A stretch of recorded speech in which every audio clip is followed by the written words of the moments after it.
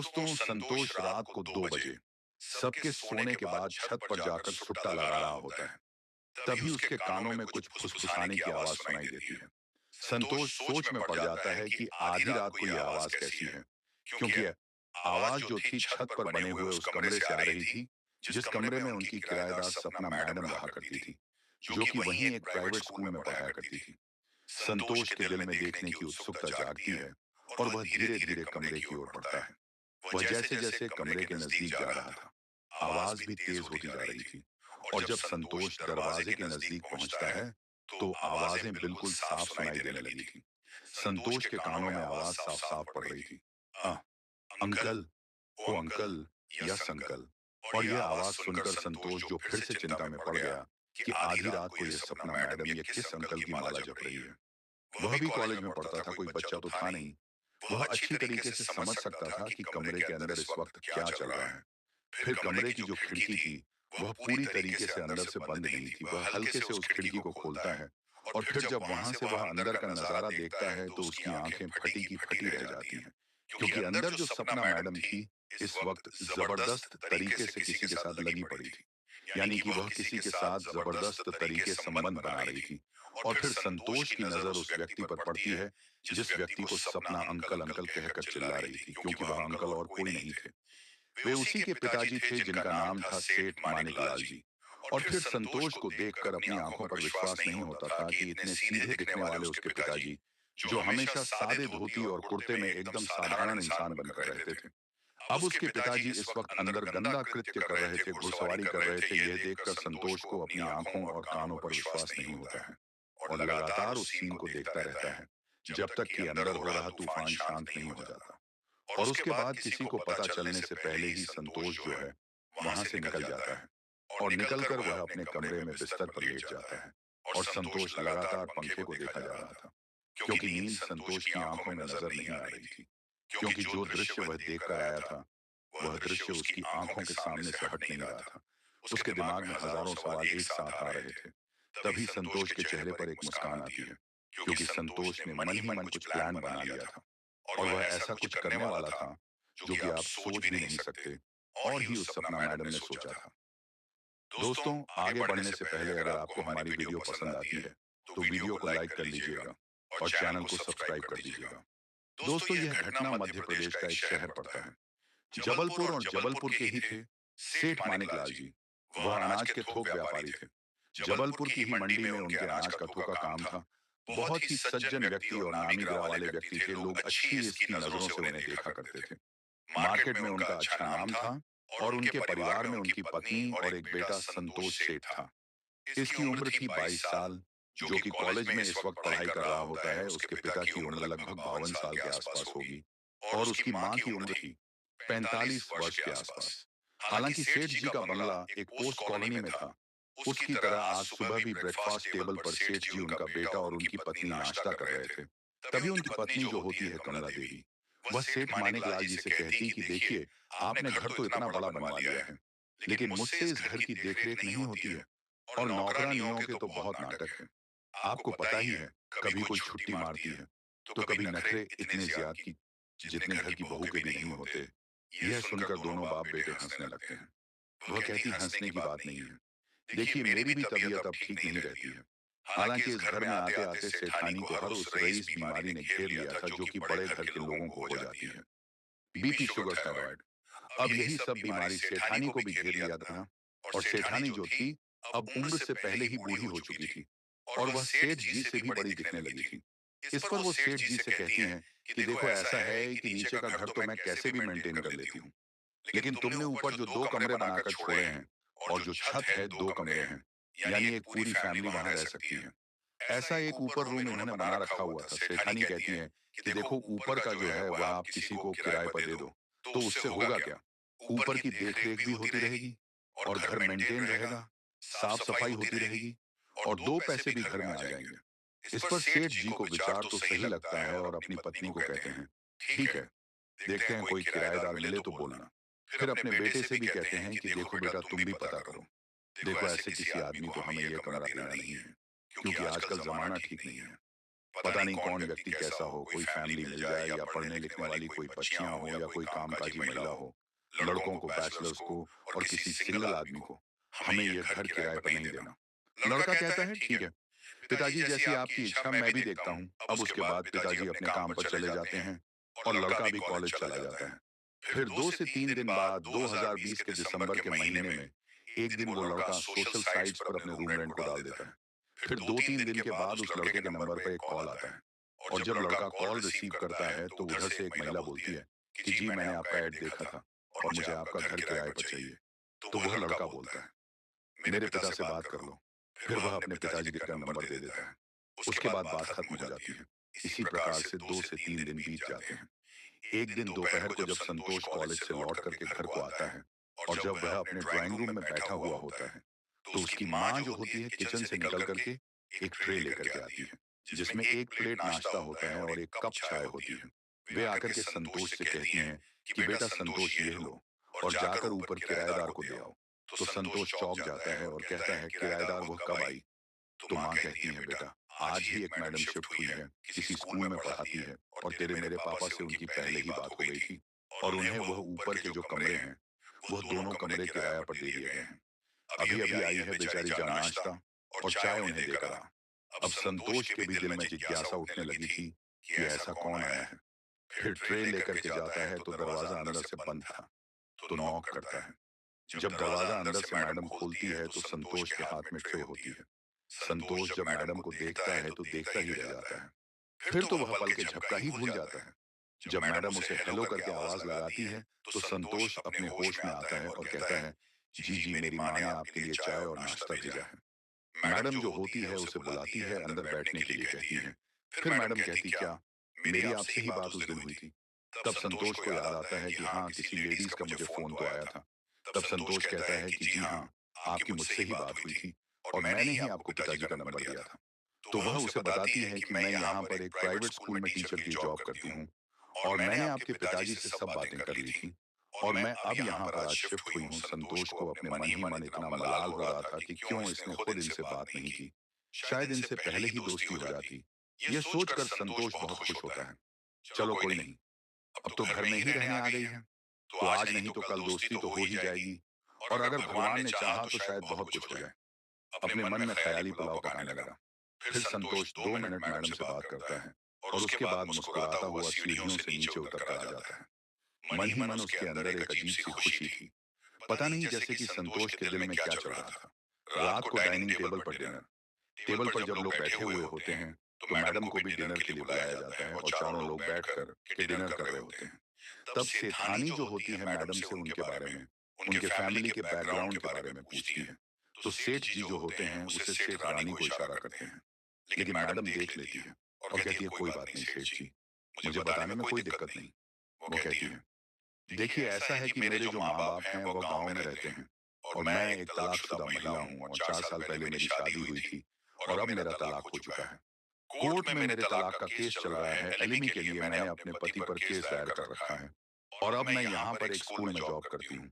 मेरे माँ बाप का भी इकलौता सहारा बस मैं ही हूँ तो बस अपना काम चलाती हूँ और कुछ पैसे माँ बाप को गाँव भेज देती हूँ। गाँव में थोड़ी सी खेती किसानी है जो मेरे पिताजी देखभाल करते हैं।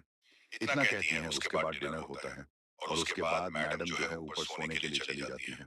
उसके बाद सेठानी जो होती है वह सेठ जी से कहती है कि तुमने ऐसी लड़की को कमरा क्यों दे दिया जिसका कोई आगे ना कोई पीछे है, उसका खुद का तलाक हो चुका है। तो सज्जी जी कहते हैं तुम भी कैसी अजीब सी बातें कर रही हो, हमें उससे क्या लेना देना, वह उसका पर्सनल मैटर है और एक महिला है, अपने स्कूल जाती है, स्कूल से आएगी, स्कूल जाएगी, अपने काम से काम रखेगी हमें किराए से, मतलब हमें अपना घर मेंटेन रखने से, मतलब सेठानी जो है चुप हो जाती है। अब ये सब ऐसे ही चलता रहता है। अब मैडम को वहां 1 से 1.5 महीना गुजर जाने के बाद संतोष की रोज आदत थी कि वह रात को छत पर जाकर के सुट्टा मारा करता था। अब जब से मैडम ऊपर रहने आई थी तो वो थोड़ा लेट जाया करता था ताकि मैडम सो जाए, उन्हें पता ना चले। एक रात संतोष जो है वो थोड़ा फोन में बात करते हुए थोड़ा जल्दी चला जाता है और फोन जब बात करके फोन को कट करता है और सिगरेट सुलगा कर पीने लगता, तभी अचानक संतोष को मैडम के कमरे से आवाज आनी शुरू होती है जो फुसफुसाना देती है। वह जैसे ही कमरे के नजदीक जाता है तो आवाजें और तेज होने लगती हैं। अब वह आवाजें उसके कानों में स्पष्ट सुनाई दे रही थी कि ओ अंकल अंकल। वह समझ चुका था कि अंदर कुछ ना कुछ जरूर गड़बड़ चल रहा है, और वह मौका देखकर किसी प्रकार से खिड़की को थोड़ा सा खोलकर जब अंदर का नजारा देखता है तो वह देखता ही रह जाता है, क्योंकि अंदर तो जबरदस्त तरीके से लाइव पिक्चर चल रहा था। और वह जो 25 वर्षीय मैडम थी, वह लगी पड़ी थी। हालांकि संतोष के ही पिताजी इस वक्त 50 की उम्र के आसपास थे। सेठ मानिक लाल जी के साथ संतोष को अपनी आंखों पर विश्वास नहीं होता। उसे अपने ही पिताजी पर चिढ़ हो रही थी कि साला जो सपना मैं देख रहा था, जो मैं करने की सोच रहा था, पता नहीं मेरे पिताजी ने कैसे बाजी मार ली। मैं देखता ही रह गया। और मेरे पिताजी आज अंदर जो है वो डिस्को डांडिया कर रहे हैं। अब ये संतोष जब ये सब सोच रहा होता है तो वो अपने पिताजी पर यह भी सोच रहा होता है कि कितने सीधे साधे दिखते थे। दिन में धोती कुर्ता पहन करके घूमते हैं, जिससे कोई देखने वाला समझे कितना सज्जन, कितना अच्छे किस्म का यह व्यक्ति है।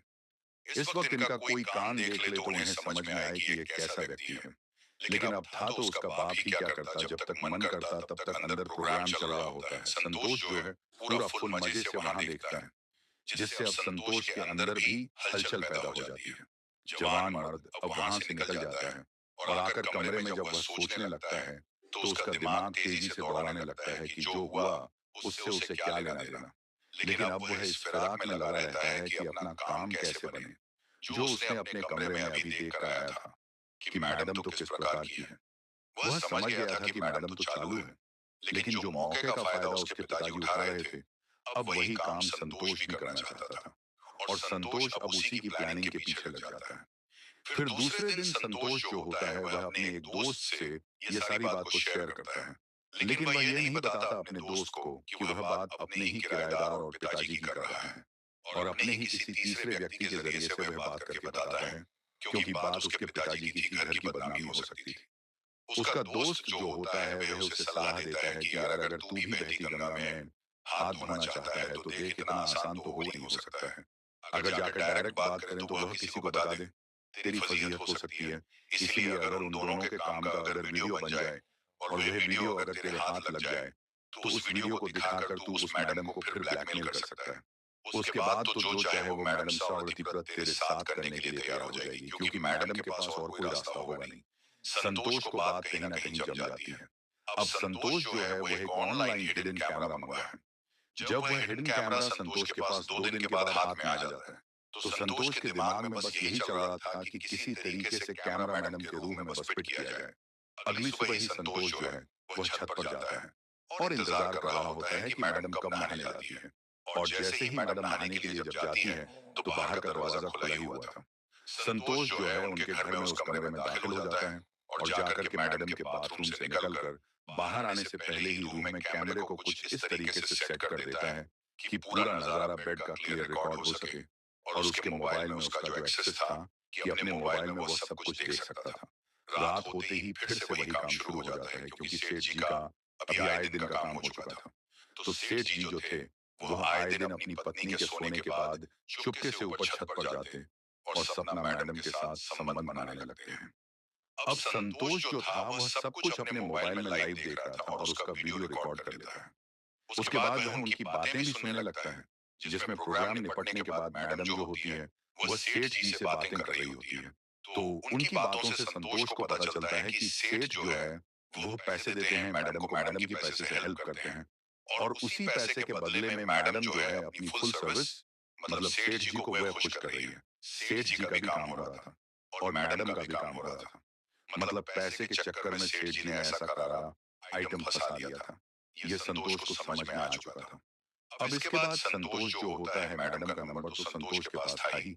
संतोष जो होता है वो वीडियो भेज देता है। फिर अगले दिन मैडम स्कूल से शाम को आ चुकी थी तो संतोष उसके कमरे में पहुंचता है और मैडम से डेयरिंग करके डायरेक्ट बात करता है कि वह मेरा ही नंबर है और वो वीडियो मैंने ही आपको भेजा है और आपकी सारी करतूत मेरे पास मौजूद है।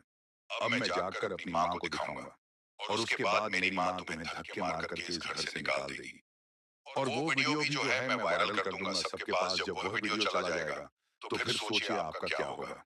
तो मैडम रोने लगती है, गिड़गिड़ा लगती है, संतोष के हाथ पैर जोड़ने लगती है कि प्लीज ऐसा मत करो, मेरी जिंदगी बर्बाद हो जाएगी। ऐसे ही पहले मेरे जीवन में तकलीफें कम नहीं हैं।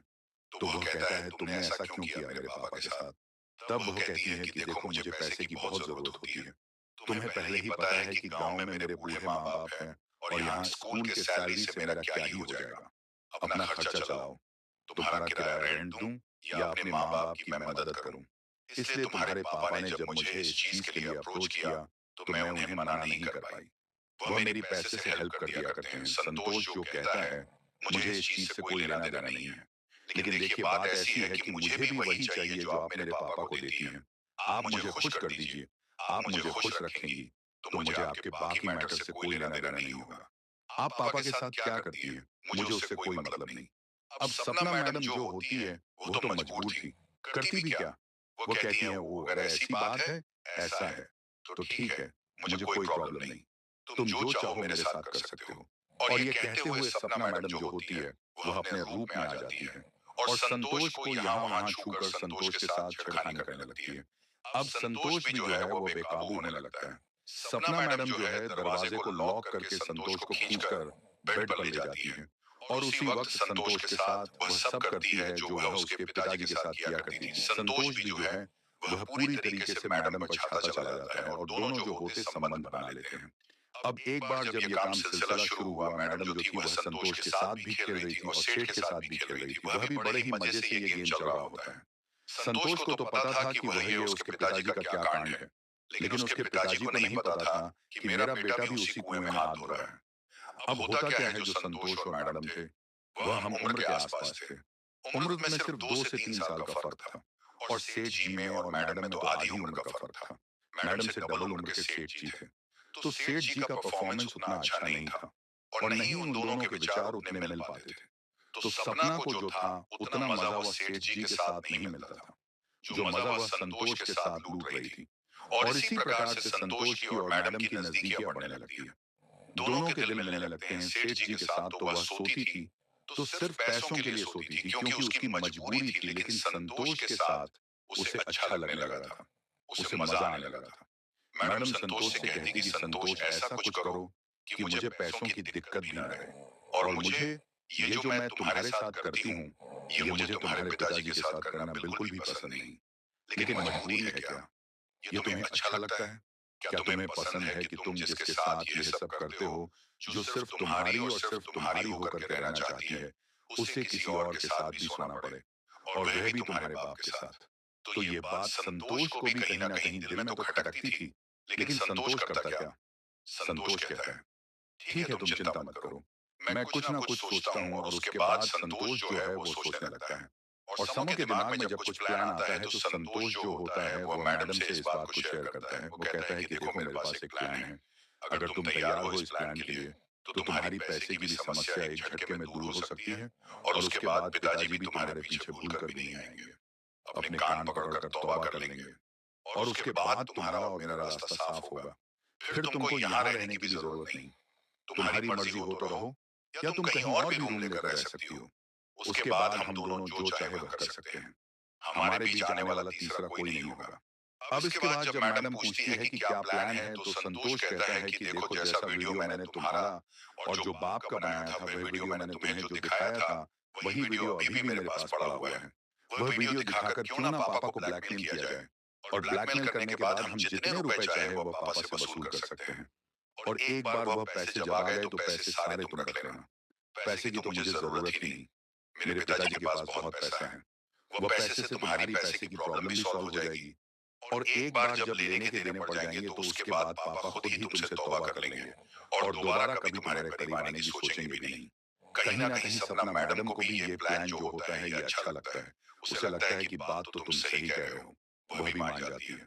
अब अपने प्लान पे अमल करते हैं और अगले ही दिन एक नया नंबर खरीद करके लेकर के आता है। संतोष उस नए नंबर से अपने पिताजी को वह वीडियो भेज देता है। उसके पिताजी वीडियो देखते ही थर-थर कांपने लगते हैं। समझ जाते हैं कि गेम हो चुका है।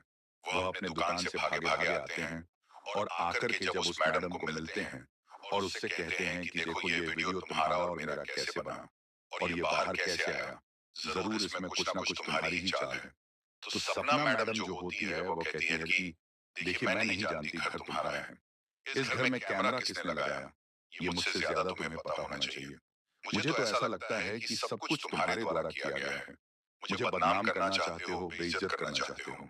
मेरा ये वीडियो वायरल हुआ तो मैं तुम्हारे खिलाफ पुलिस कंप्लेंट कर दूंगी और तुम्हें मैं जबरन मेरे साथ जबरदस्ती करने के इल्जाम में मैं तुम्हें फंसा दूंगी। सेठ जी बेचारे दोनों तरफ से पीस जाते हैं। सेठ जी आखिर में उस नंबर पर मैसेज करके उससे पूछते हैं कि भाई आखिर चाहते क्या हो बताओ। तो जो उनका ही बेटा संतोष होता है उस नंबर से कहता है कि सेठ जी रुपए लगेंगे 20 लाख। अगर ये बात बाहर ना आए, ये वीडियो बाहर ना आए, ऐसा चाहते हो तो 20 लाख आपको देने पड़ेंगे। सेठ जी उससे बहुत मिन्नतें करते हैं, गिड़गिड़ाए हैं और मामला सेट होता है और एक जगह बताई जाती है।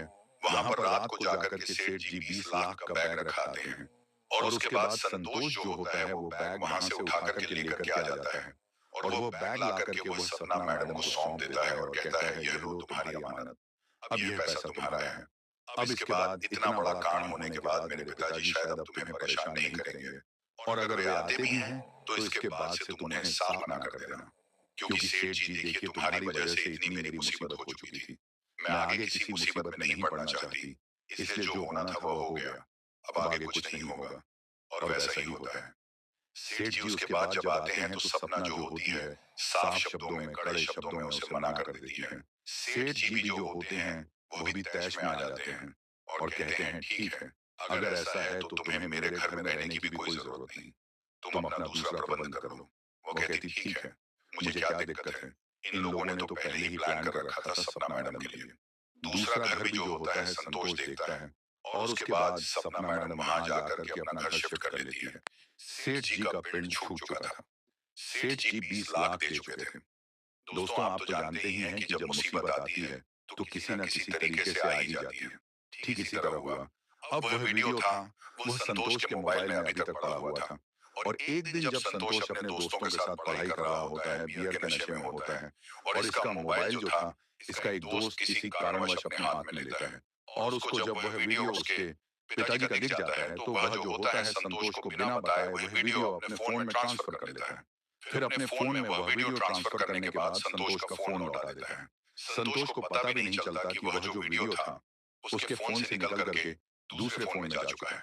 अगली सुबह तो वह वीडियो पूरे शहर में वायरल हो चुका था। हर किसी के फोन में वह वीडियो था और सेठ जी तो जाने माने प्रसिद्ध प्रतिष्ठित व्यक्ति थे। हर कोई उस वीडियो को देख देख कर चटकारे ले रहा था, यानी मजे ले रहा था। और खबर जब जाकर के सेठ जी के कानों तक पहुंचती है तो सेठ जी की तो हालत खराब हो जाती है। उस पूरे शहर में वह बदनाम हो चुके थे। उन्हें समझ में नहीं आता क्या करूं।